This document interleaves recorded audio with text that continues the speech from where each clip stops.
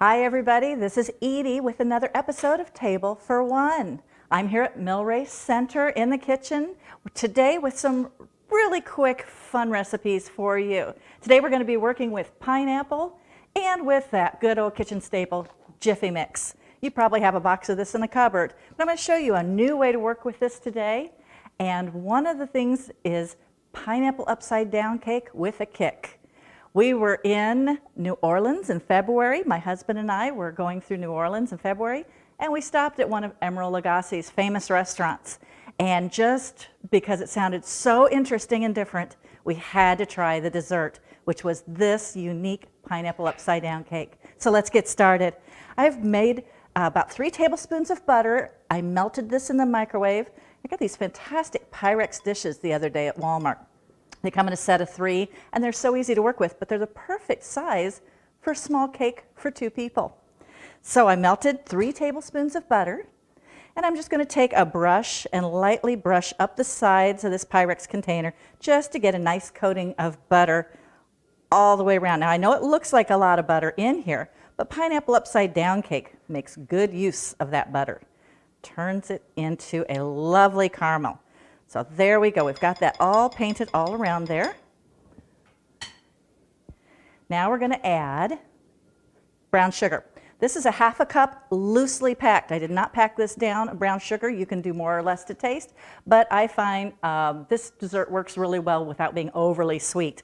So 1/2 cup of brown sugar, and this is dark brown sugar. I like working with dark brown sugar because it just adds another layer of flavor, some more excellent flavor. Now the next very unusual ingredient in this dish is bacon. I took the ends, when I cook bacon, I cut the ends off the bacon to make shorter strips. It fits better on a cooking sheet. And I use those for lardons, and that's what these are, lardons. You cook them very, very well done. It renders all the fat off of them and makes them crispy. And that's what we want for here. So we're going to put, about a 1/2 cup, maybe a little more, because bacon's delicious. We're going to put about a 1/2 cup of lardons or bacon crispies into this mix. And we're just going to press that down, mix that together a little bit, get that butter working in there.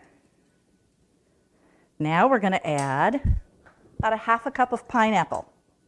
I opened a can of pineapple earlier and I drained it using a strainer. So let's get about a 1/2 cup here. There we go, more or less. We're going to make another pineapple recipe, so I'm going to use the rest of this pineapple. Let me scrape that off there because I want to use more of that. There we are. So 1/2 cup of pineapple, into the bowl it goes. And that's what this dish is also so easy because it just uses a couple of dishes and a few ingredients, but makes a spectacular dessert. All right, now we're going to set this aside for a moment and make the batter.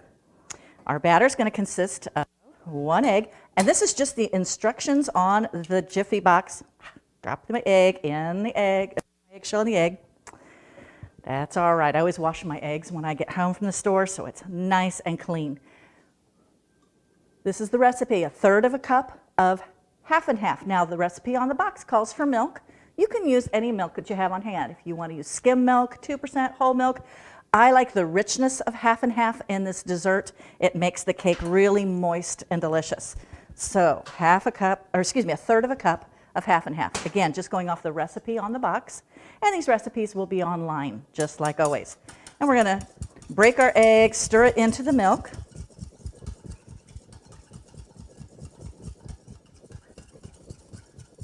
Perfect. And then we're going to add the Jiff Mix. When I was a kid, we always had Jiffy Mix around the house. You had cornbread. You might have chocolate cake mix. If you remember, they used to have a whole line of yellow chocolate and vanilla or white cake mixes too. And they made really small cakes. Well, when I was growing up, I had an Easy Bake oven, and that was so much fun to make Jiffy cakes in. My brother loved that. He would eat anything I could produce in my Easy Bake oven.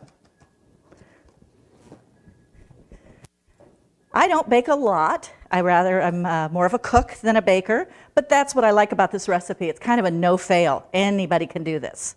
So we're just going to stir the dry ingredients into the wet, get it all moistened up, Cornbread is very forgiving. And that's another odd thing about this. It's cornbread, not cake. This has got a nice texture. It goes well with the pineapple, but it's very different than traditional upside down cake that you may be familiar with. Jif Mix also has some sugar in it. So if you don't use Jif Mix, maybe use Martha White or a different brand of the cornbread mix. That's perfectly fine, but you might want to add a little bit of sugar if you're using the Martha White brand, because Jif does have sugar, and that makes this more like a cake, a little sweeter. Now we get to the really strange ingredient. I'm going to put on some gloves. Thankfully, we all have gloves around now, because I'm going to work with a jalapeno. And when you work with jalapenos, you really want to protect yourself and use gloves. Jalapeno in a cake? That's right. We're going to put jalapeno in a cake. Believe me, it is strange, but it works. It's that lovely mix of spicy and sweet, gooey and hot, all that yummy stuff. Now we're going to get those seeds out of there because we don't want seeds in our jalapeno. That's the hot part. And jalapeno is just mild enough. It's got a nice green taste to it that lends itself just beautifully. And this is an Emeril Lagasse recipe, or at least the best I can recreate after tasting one of his desserts in his restaurant. And I've made this several times for my husband, and he just loves it. So we're going to dice this really small. We're going to make nice little small pieces of jalapeno. And yes, it's very hard to work with gloves in the kitchen, but it's protecting us from that horrible heat that these put out. Oh my goodness.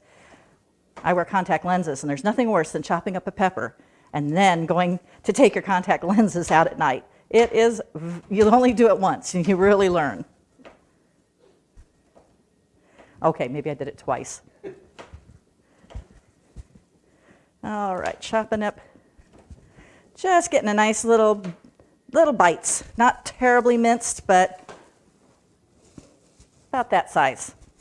Bites of the jalapeno. In this case, I'm just going to use a half a jalapeno. You can do more or less to taste, but we just want to get that nice bright green flavor in there, and you just put that right into the batter. Just like that. Half a jalapeno, stir it in thoroughly. Whew, it's pungent. You can smell the jalapeno in here. And stir that thoroughly through the batter. And while I was cutting up the jalapeno, my batter had a chance for a minute. Cornmeal batters always like sitting for a minute. It helps them not only mix the ingredients more thoroughly, but it helps it rise a little bit too.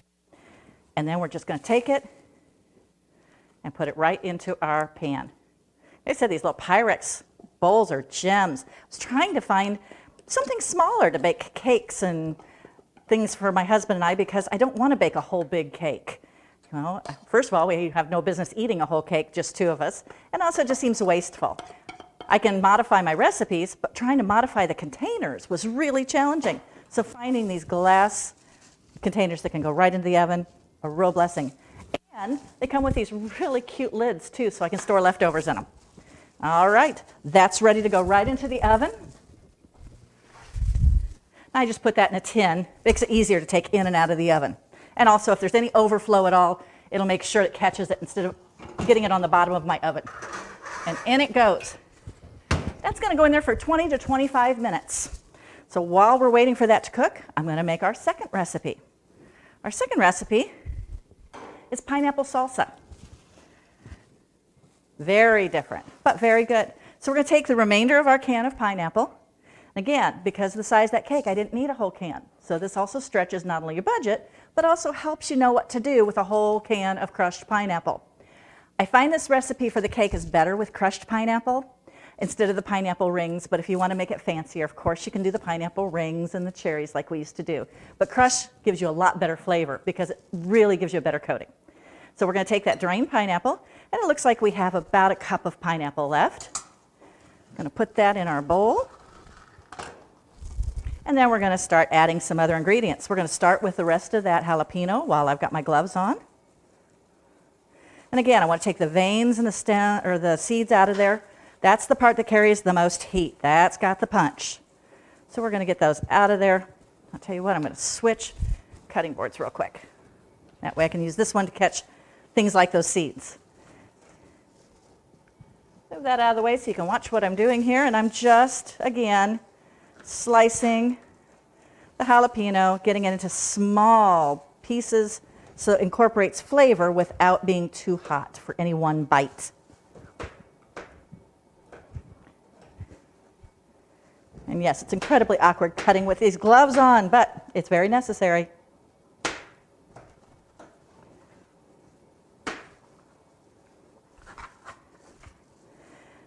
All right. I'm also having a little discomfort today. I got my flu shot yesterday. I hope you got yours already.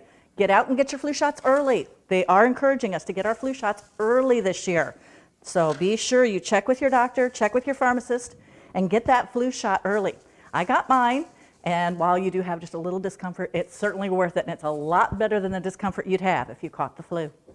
Now I'm going to add a red bell pepper. If you have green or yellow, you may use those instead, of course, but I like the color contrast, and red's one of my favorite peppers for flavor. It's got a lot of sweetness to it. So we're going to cut up some red pepper here, and I actually can remove these gloves now because I'm done with the jalapeno. These don't have any of the capsaicin in them. The red peppers don't. Now, I understand if you have arthritis, it's actually good for them to get some of that jalapeno juice on there. It's supposed to really work for arthritis. But be sure you wash thoroughly again before you touch your eyes or your mouth if you do get that jalapeno juice on your hands. But this goes much more smoothly, much easier. Our cake is baking just to instruction, just like it says on the box. It's going to be 350 degrees, which is normal cake temperature. And it's going to cook for about, actually it takes about 30 minutes on that cake because of the container I chose, and also because it makes the cake a little thicker.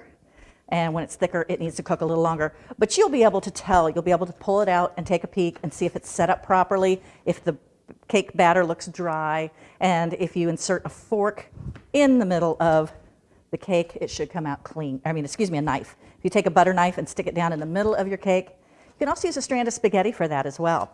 So if you have a strand of spaghetti on hand, you can just pick that up and stick it down in your cake, and if it comes out clean, your cake is done. If it still has batter stuck to it, it means it needs a few more minutes. All right, so we're going to use about half a bell pepper here just for some color and flavor and vitamin C, making that healthy salsa. That's what this is. We're making a salsa. Now we're going to add red onion. And this is important to know. You could use a yellow onion for this or a white onion, maybe a Vidalia, but the purple adds gorgeous color and also is a little sweeter. So these onions are more for salads and raw eating. So all that aside, and we're just going to take this and slice it very thin, real nice thin slicing, make it so that you don't get a big mouthful of onion, you just get that nice little bite. I'm going to use about a half an onion. Put that aside.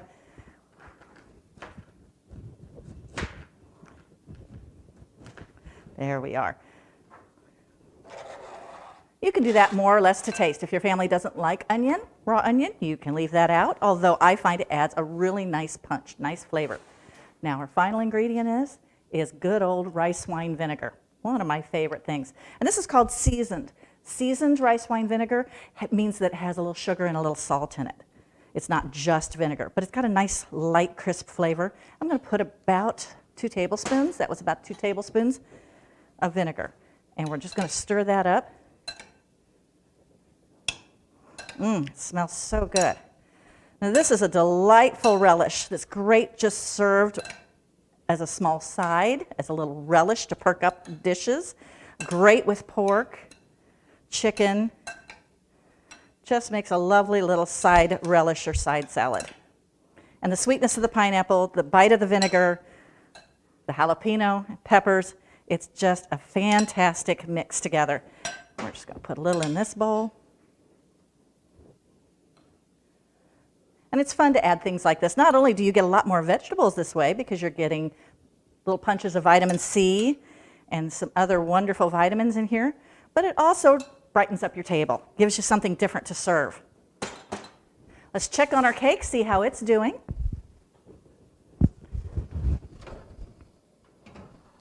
It's coming right along, and this is what it's going to look like when it's finished. It's going to come out. Now this one does not have the jalapenos in it. I didn't want to cut up jalapenos earlier, but I made a cake with the bacon and the pineapple. So this way my coworkers could try this, the ones that are a little afraid of trying the jalapeno, or they can compare it. They'll try the one with the jalapeno later, and they'll try the one with the bacon now. But this is Emeril Lagasse's cornbread, bacon, and pineapple upside down cake, or pineapple upside down with a kick, as we call it at my house, and some lovely pineapple salsa. I hope you enjoyed this shorter version of Table for One, and we'll see you next time with more delightful recipes. Take care.